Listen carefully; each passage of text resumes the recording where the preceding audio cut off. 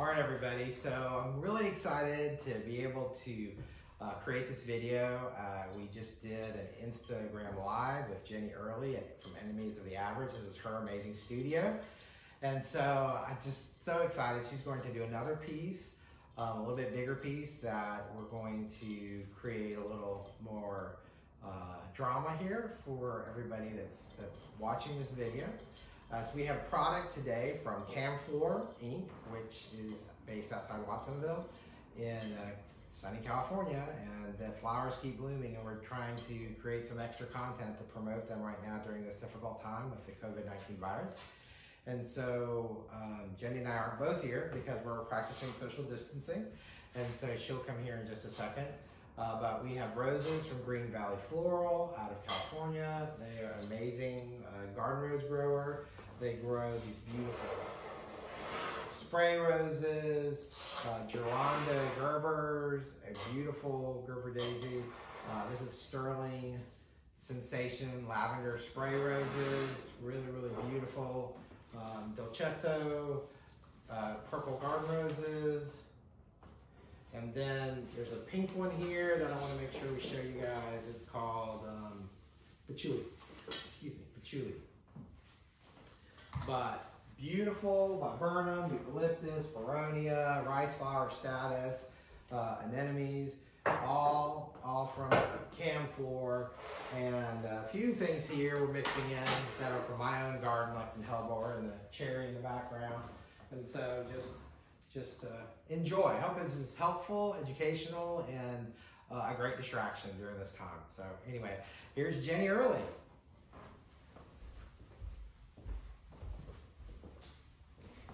Hello, so excited to be with y'all today and with Scott and get to design with this gorgeous product. So I hope you enjoy what we make.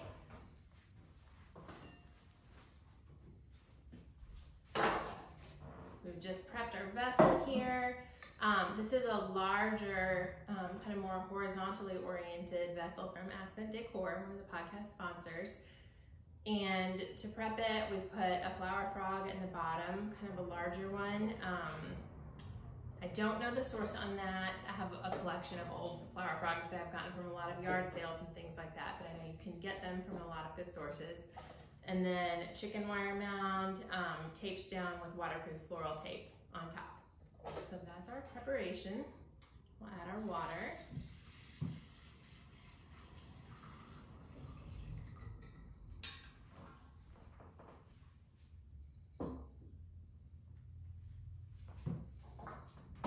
Scott, I feel like we should chat through this. I don't know. Oh yeah, absolutely. Help me think of what I'm not saying as I design. It's all good. Yeah. So we're going to start with kind of branchy pieces to give this some shape. I like to kind of think of each arrangement as though it's a painting and look at the line and the overall shape and the negative space around what we're doing. So I'm going to start making kind of a basic form with some of our cherry and Iliadnus that Scott brought and give us some height, a little bit of depth. I love pieces that have some curve and movement in them, nothing too straight, so that you kind of can see that that plant had life, that it had to bend to reach the sun.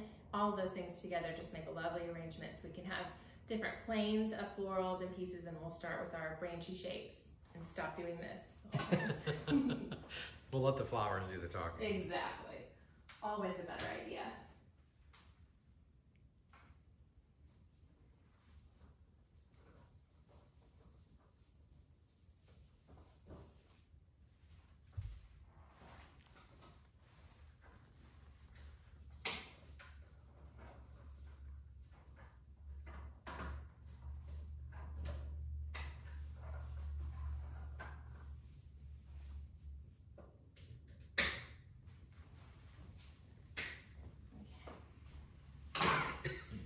Cherry is just so beautiful, and I actually love the petals falling off of it. I think that just gives it a moment of extra drama and beauty, so that way you can see all the movement and all the life of this piece.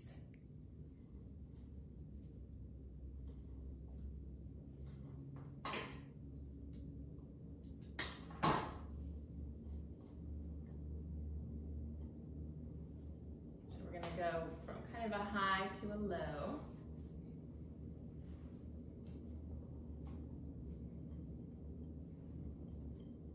Just anchoring these stems through the chicken wire and into the flower frog in the base of the vessel. And actually, I just put that there, but I like this piece better for that shape. So I'm gonna redo.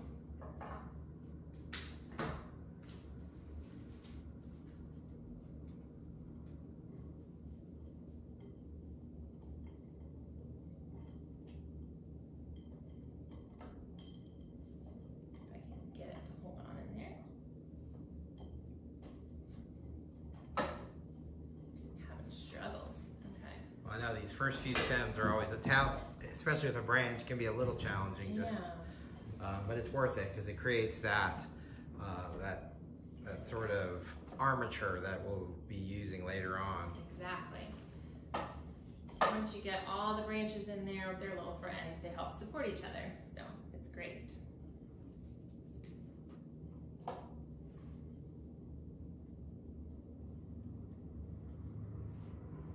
And I agree. I love the fact that some of these petals are falling off because you see that pink sort of fruit where the fruit starts to form on a cherry tree. It's so beautiful. And I think it gives you more of a feeling for the piece in nature as well, because you get to see it does have a life cycle. You know, the bloom doesn't stay on the branch forever. You have some buds, you have some full blossoms, and then you have some empty spaces. Just gives you a really beautiful, well-rounded picture. So I love our basic shape here, and then we've got a lot of swoopy, droopy pieces like jasmine that will come down and soften some of these harder lines. I want to move this guy. You're so beautiful, but you want to be able to see. I want to see your clear lines. There we go. Gotta see the clear lines. Okay.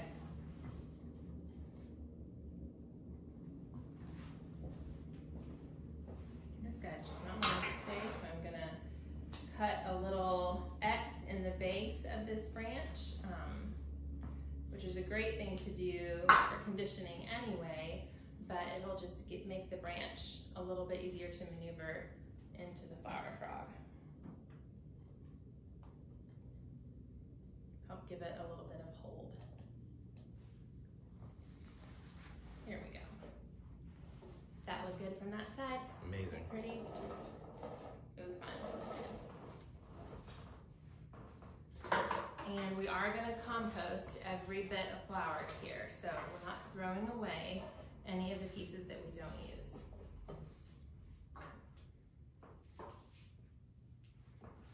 All right. So when I design, I don't love to fully cover my mechanics. I don't love to make a whole base, especially not in the beginning, because I like some movement and some air in my designs. I want to see the flowers all around. I want them to be able to move a little bit if they'd like.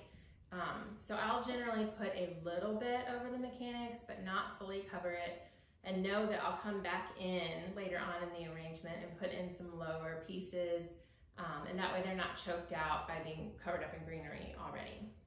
So we'll add a little bit of the Lisianthus that Scott brought in and then start moving more into blooms.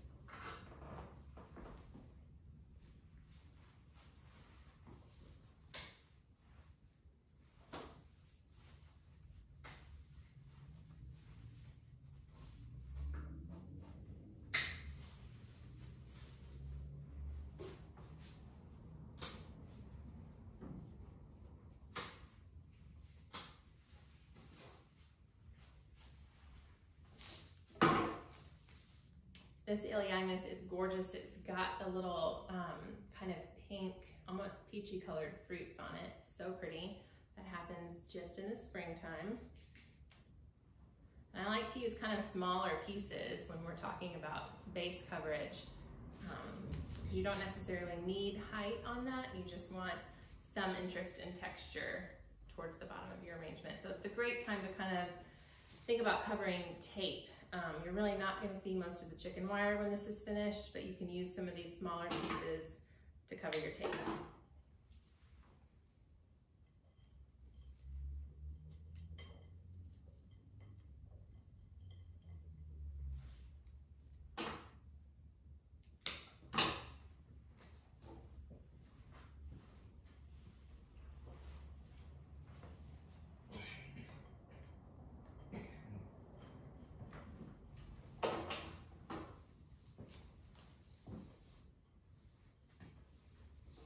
That's one of the other things I love about chicken wire is it's not difficult to hide.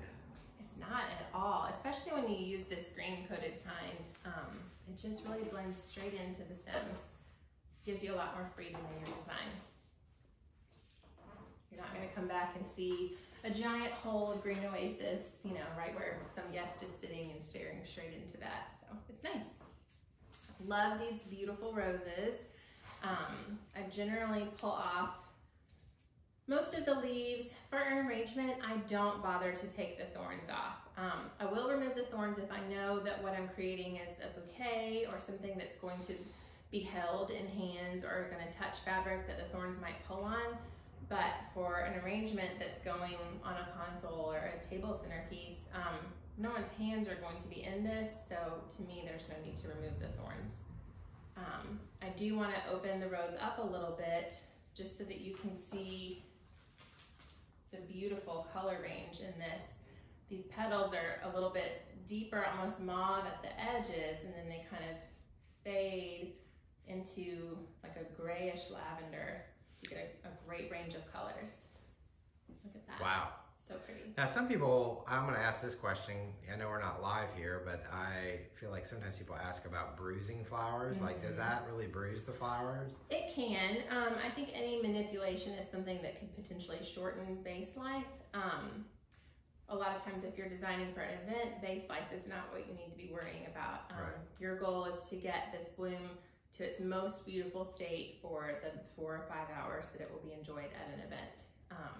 So it's really just having a clear idea of your purpose in creating this and how it's going to be used. Right. And I also throw in, I think often like white roses are probably going to show more than a rose like this. Absolutely. And so something that's more color saturated, it won't be as big of an issue. And that's probably one reason why you're a lot more courageous about doing that. But I mean, what an incredible difference you just made in that rose. Yeah, and because it already has such variation in each individual petal, a bruise is not going to show as much as it would on something pure white or pure red or something like that. Gives you a little bit of room.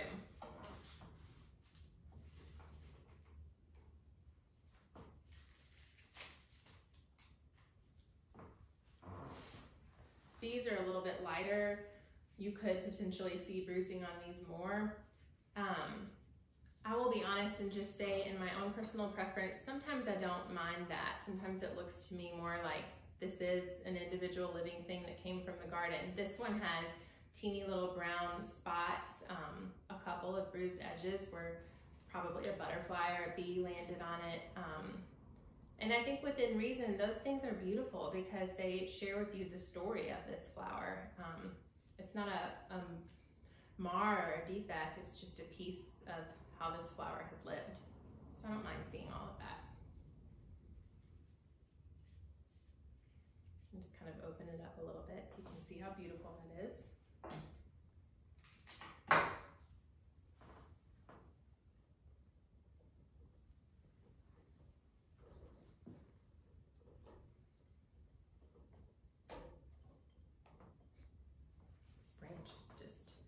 Not happy with me this day. Come on. Gotta stay right there.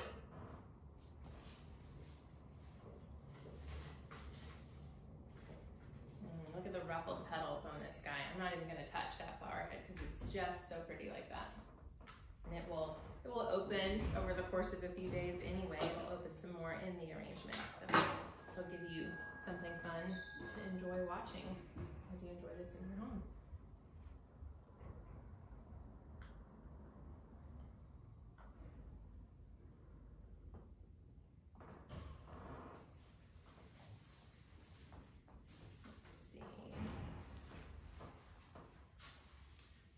some of these pretty new spray roses that we don't even know a name for yet, but they're so gorgeous and new.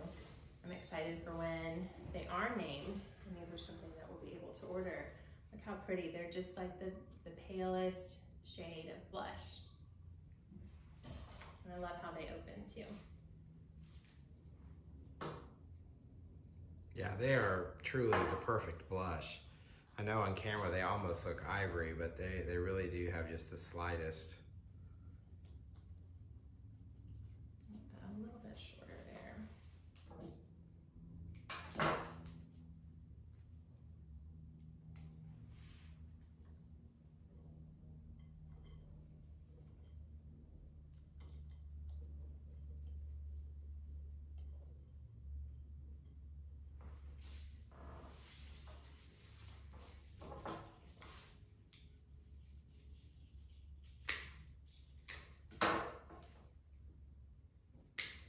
I love to use a spray rose as sort of a lower focal plane in arrangements. Generally, I don't bring them up high to the outer edges of it. I kind of tuck them down low.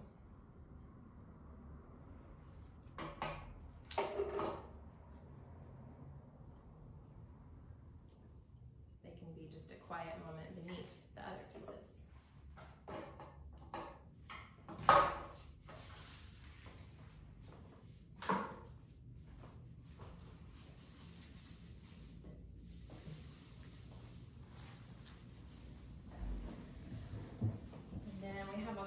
Different colors of Hellebore, one of my very favorite flowers.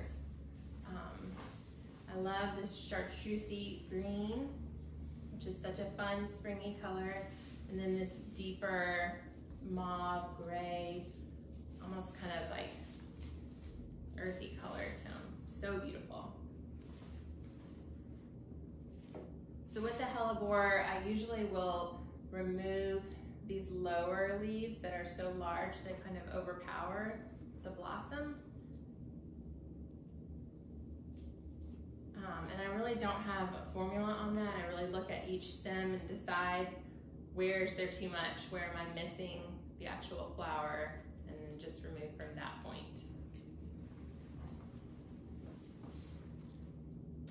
I want just a hint of this chartreuse because when we bring in a little bit deeper color later, I think it's a great kind of acidic counterpoint to it.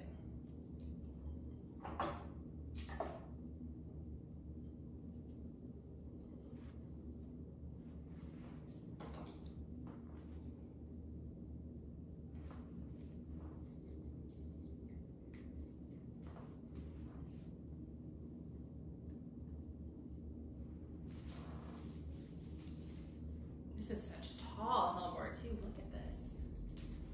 Wow. Again, just removing these lower leaves that kind of block your viewpoint.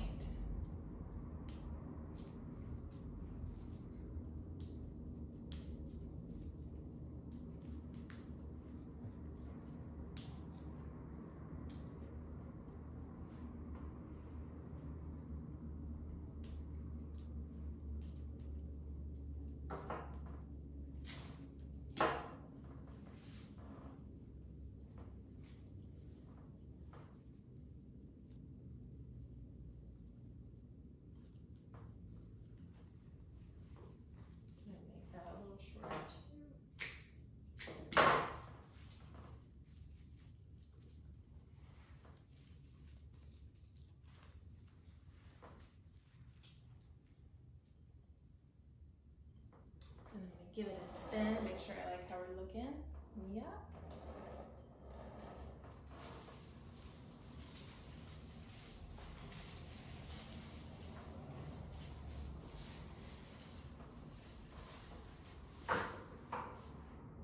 Okay.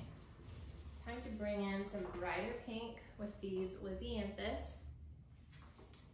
They're beautiful. Kind of a fun powdery candy pink that doesn't always work in all seasons, but I think in this early spring palette, we've got enough pale colors and enough deeper, muddier colors that this is going to be a really good middle ground. So with the Lisianthus, I like to remove all the lower leaves.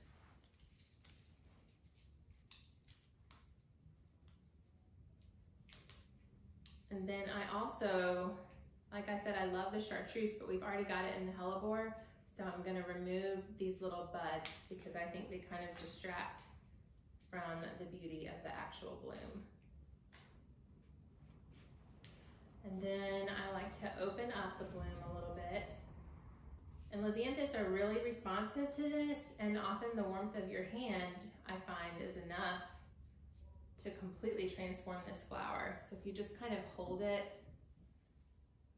you can help it open a little bit wider. And look at that, it looks totally different now, and you can actually see the interior, see how the color fades in and out. It's really beautiful. Almost looks like an open tulip. It does, yeah. It's a great party trick. People have no idea you can do this with flowers. I love teaching first-time classes. I'll always get a tulip or a Lisianthus and open them up, and people are just in shock and awe. It's incredible. Yeah, so pretty like that.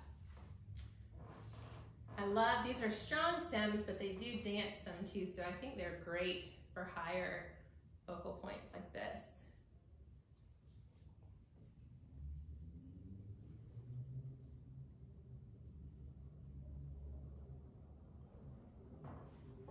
I'll add some more of those, some higher stems.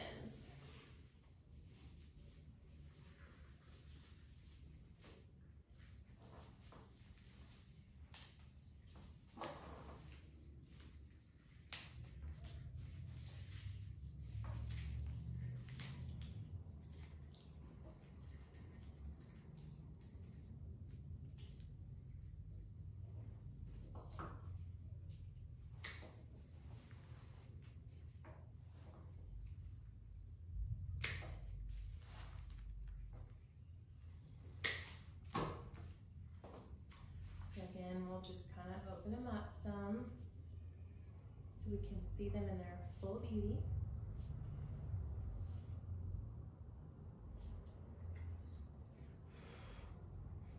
This beautiful pale pink next to this. Love. Is it on the same stem? Yes, that's the same stem, Wow. 2 different colors. So special.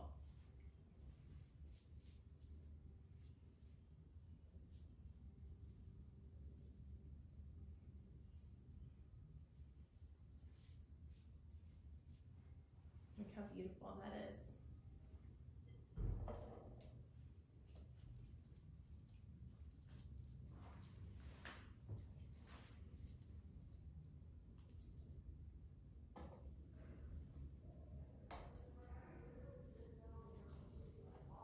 You know, one of the other things I think is, and I don't know that I've observed it as much as I have today, but using chicken wire, I really feel like allows you to maybe even use less flowers. I really think it does.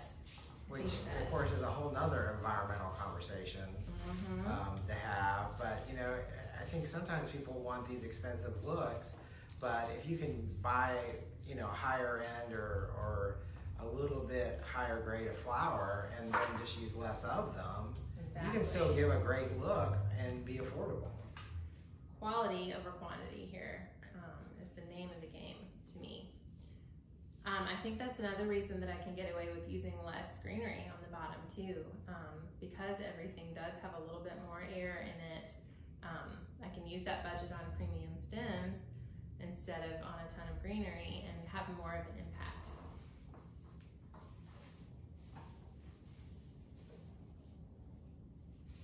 All right, now I think it's time to bring in a little color shock on the other side to use some bright, bright pink. This is so pretty, it's delicate. These teeny little blossoms are almost like heart bell shaped. They're so pretty, like teeny, teeny little bleeding hearts. On a stem like this, I might pull out 1 or 2 of these pieces just so that you can see the shape and the blossoms a little bit more. And then cut it down low, and as always, remove the leaves of things that are going to be beneath your water line. Just give it a little room to breathe there.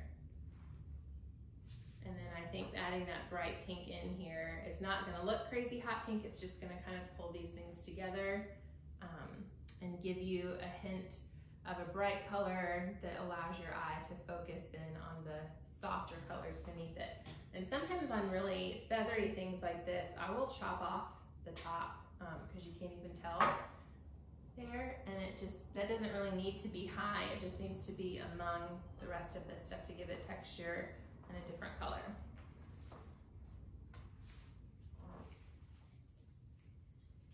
And then I've got some heather that's a little bit less bright pink, but it's still pretty bright, and even smaller texture, which is nice to add into this.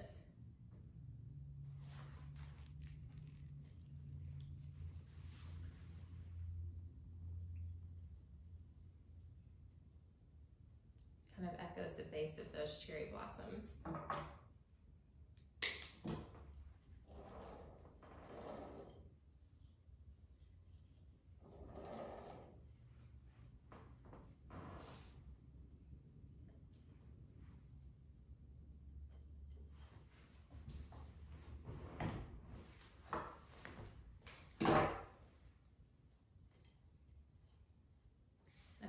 Staying really heavy on this side, so now it's time to come over here some.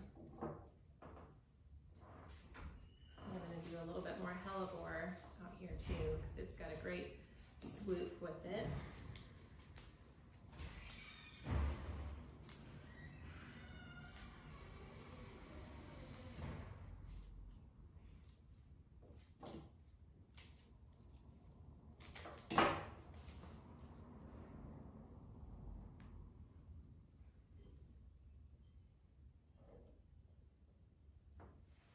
Right here in front of that stem of cherry.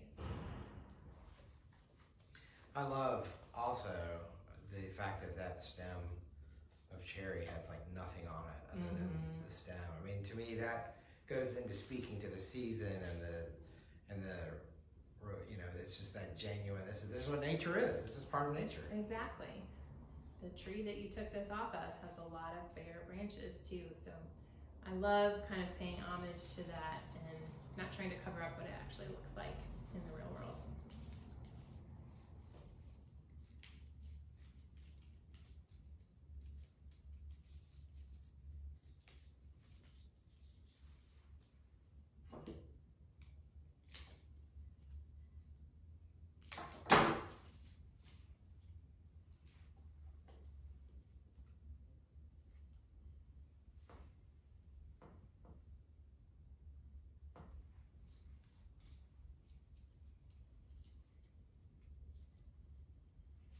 Then we've got these fun new kind of gerbera here. Let's use a couple of those.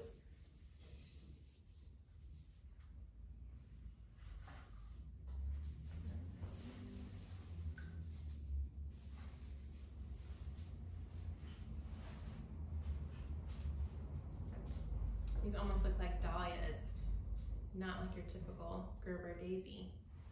And I like the little bend in the stem too.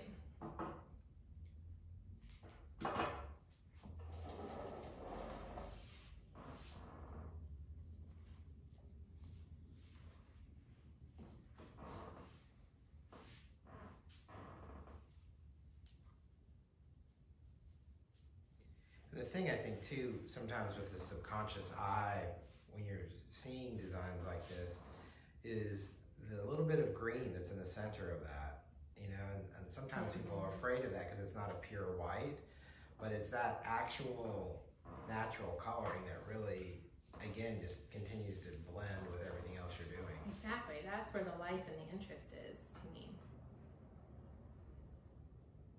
For our softest texture of all, this barely pink, barely purple with a little bit of white on it. We'll bring in just a little bit of these guys. It's almost like a blur filter, you know? There's something there, but it's not too defined.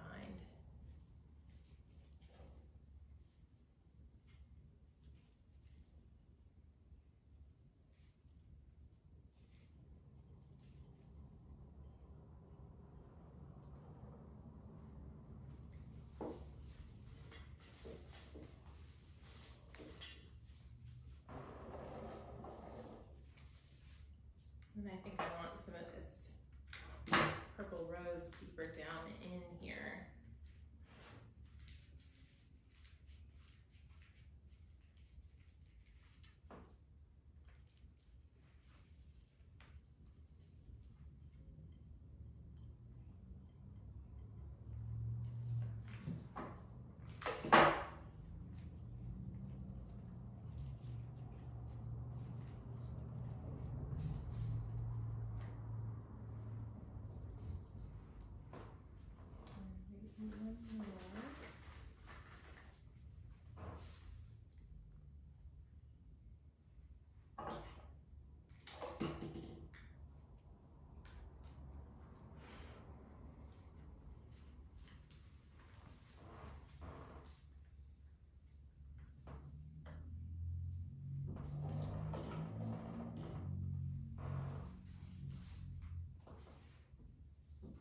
We have this beautiful anemone, and I think the navy centers really help to tie and ground all these softer powdery colors too.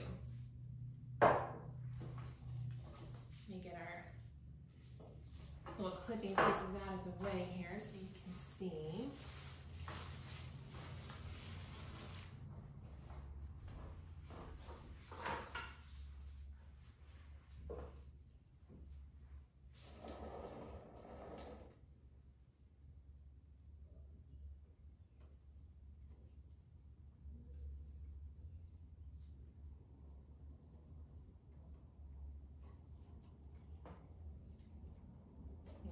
We're getting more flowers in here now because it's getting harder to find a spot to hide in the chicken wire.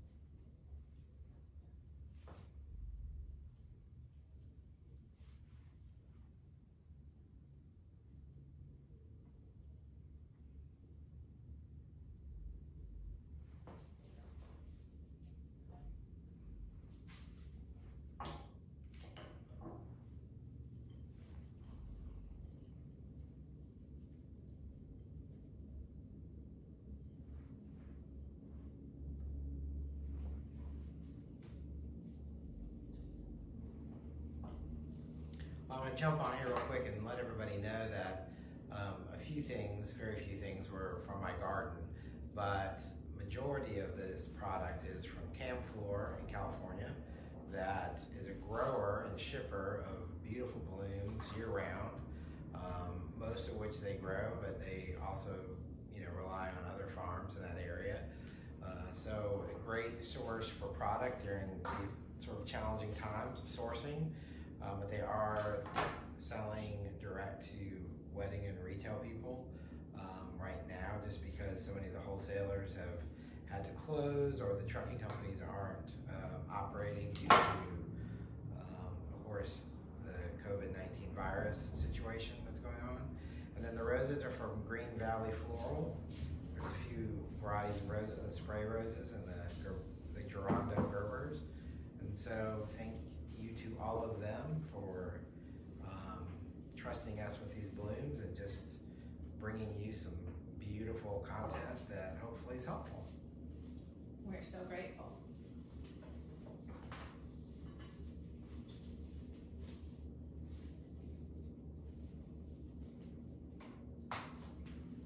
We also have some really beautiful pale pink Ranunculus, and I think that's going to be a great last little bit to put in here.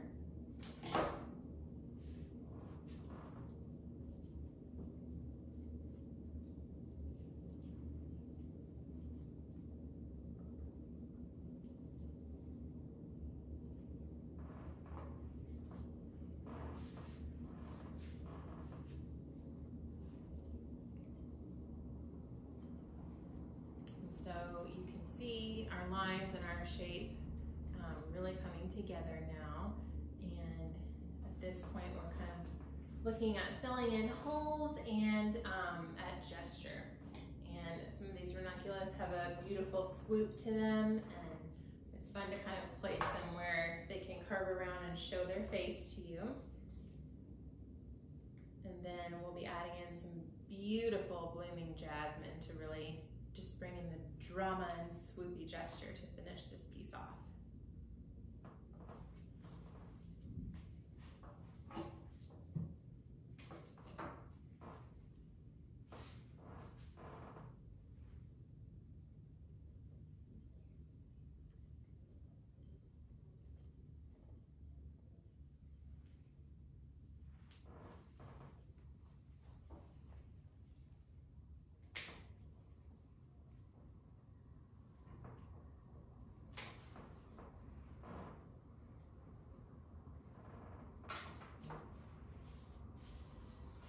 And right now I'm just kind of filling in holes where I feel like I need a little bit more of a few of these colors just to tie it all together.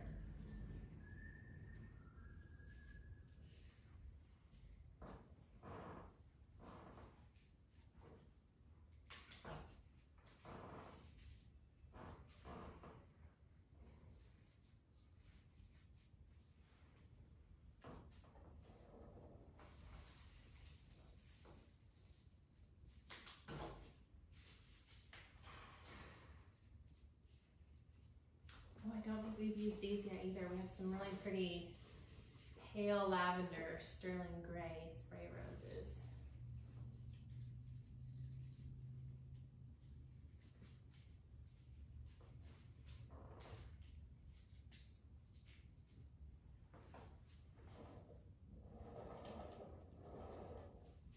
I feel like we need a little something right here, so we'll do these there.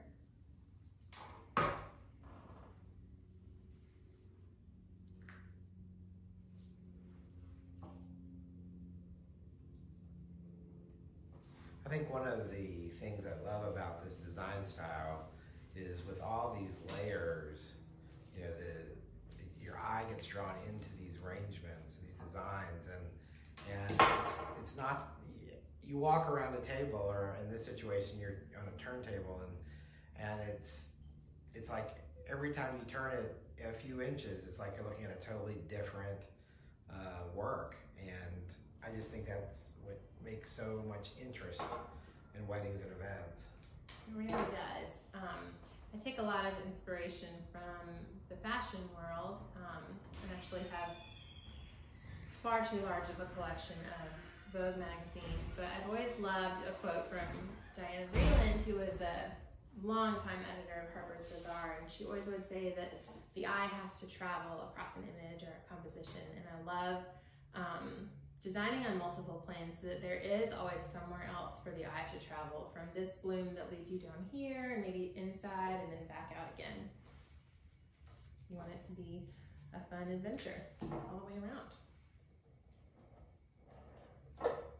So now we're just kind of finishing off with this incredible swooping, blooming jasmine. So, so beautiful. Bring this a little closer. I wish you could smell it through the camera because it smells like heaven. So pretty. So beautiful.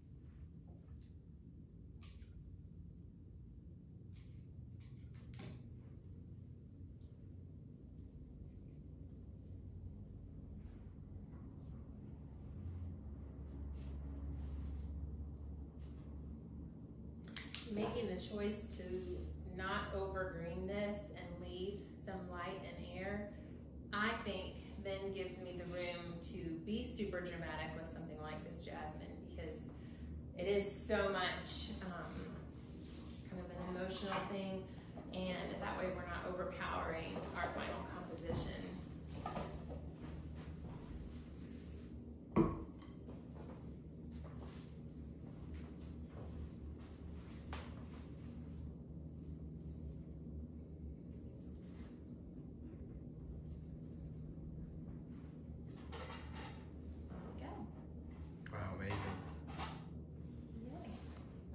Thank you so much, Jenny, for doing this. It's so incredible. So pretty, yay. Love the tones and the colors and the shapes.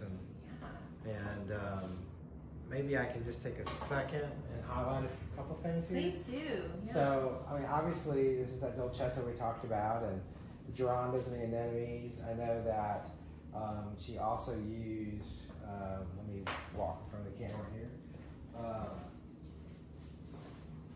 Some of this rice flower, in case people want to know what that is. That's what this blush flower was right here. And I think everything else is pretty, you know, the cherry blossoms, the hellebore came from the garden, but then the green hellebore, which was beautiful, came from CamFlor. So we've got the Lisianthus, the sunset heather. I mean, the way she's opened these, it's just so beautiful. So thank you so much, Jenny. Thank you for opening up during quarantine, opening your studio. It was a lockdown, and letting us come in here and see, you know, you work your magic with these beautiful blooms. And I hope this was helpful, educational, and hopefully we can do more of this. So hope everybody has a great day. Everybody stay safe and stay well. And our thoughts and prayers are with everybody. Thank you. So we threw together a quick little tablescape with this arrangement just to show you how it could look in a fun setting, and kind of pulled out some of the tones in the flowers in our candles. We went for a matte black taper holder just to kind of be a grounding deep color, but then echoed some of the bright and muted in the colors of these tapers. We've got a charcoal linen, a blue matte ceramic plate, and kind of a almost like a lighter plum colored linen napkin. And you know, none of these match exactly. That wasn't really the focus here. We kind of wanted to pull colors that just blended with this family. You know, the blue kind of makes you notice the blue in the anemones a little bit more. Just kind of all works together to be springy, but have a little bit more moodiness in it as well. It's still spring, it's still fresh new life and delicate, but it's a little bit deeper and grounded too. So we think it's beautiful. Great. Thank you so much, Jenny. Thank you.